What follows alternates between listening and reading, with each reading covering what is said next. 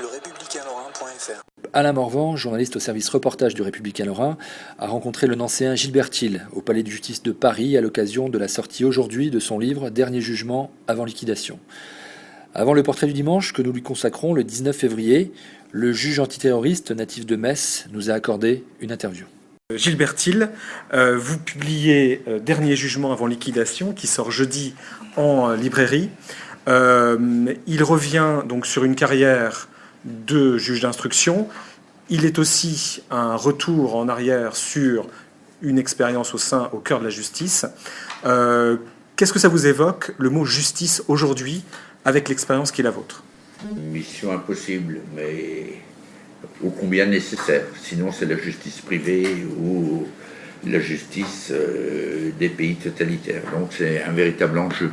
Mais fondamentalement, juger les autres, bien les juger et les comprendre complètement, c'est pas à la portée des hommes. Pourtant, il y a des hommes qui se font juges. Juge d'instruction, d'ailleurs, vous êtes une espèce en voie de disparition. Espèce en voie de disparition qu'il faut absolument maintenir au nom du maintien de la biodiversité. Et parce qu'il est toujours préférable d'avoir un homme qui est indépendant statutairement pour diriger des investigations dans des affaires qui comportent souvent de lourds enjeux politiques, économiques, éventuellement sociaux,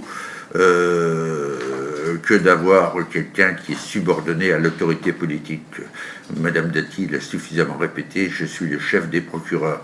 Eux, ils soutiennent que non, mais à l'époque où ils le disaient, j'en ai pas entendu un seul, ou pas beaucoup en tout cas, dire que ce n'était pas exactement comme ça que ça fonctionnait.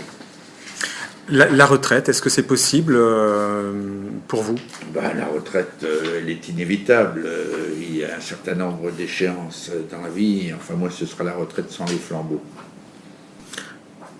Un dernier mot, question subsidiaire. C'est toujours comme ça, les journalistes, ils ont toujours un dernier mot. Et c'est la dernière question avant l'avant-dernière qui précédera la dernière. À la Colombo, exactement. Oui. Et dernière question, c'est vous ne ménagez pas le président de la République dans ce livre. J'allais dire une fois de plus. Pourquoi? Pourquoi une fois de plus il m'est arrivé par le passé de ne pas ménager l'angélisme judiciaire dont faisait preuve la gauche. Le président de la République est le président de la République, il est démocratiquement élu. Ce n'est pas lui que je ne ménage pas, c'est la politique qu'il a conduit, qu'il a initiée. Et un certain nombre de ses sorties médiatiques vis-à-vis de l'institution judiciaire. La justice est une institution qui est indépendante. Respecter son indépendance, ce n'est pas refuser de la critiquer. On a parfaitement le droit de critiquer des décisions de justice.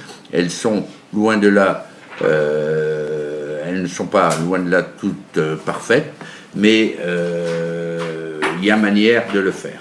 Et les agressions permanentes qui émanent du ministère de l'Intérieur et maintenant du plus haut sommet de l'État, je dis que je rappelle respectueusement au président de la République qu'il est le garant de l'indépendance de l'autorité judiciaire et que s'il prétend avoir déjà tué le job de ministère de l'Intérieur, ces propos-là ne m'intéressent pas a priori. Il faut qu'il prenne garde de ne pas tuer sa fonction, celle qui lui est constitutionnellement dévolue, d'être le garant de l'indépendance de la justice. Et l'indépendance de la justice, c'est pas un concept complètement éthéré. On ne peut pas travailler en étant dans des conditions sereines, en tout cas, dans des conditions de dénuement sur lesquelles je ne reviens pas, mais en plus de ça, dans un climat qui consiste à accréditer la thèse que la police a toujours raison, que les seuls bons magistrats sont les magistrats du parquet, et que lorsqu'il arrive que des décisions de magistrats du siège déplaisent, on fasse flèche de tout bois et qu'on désigne des coupables avant toute enquête et qu'on fasse d'un certain nombre de magistrats des boucs émissaires. lerépublicainlorrain.fr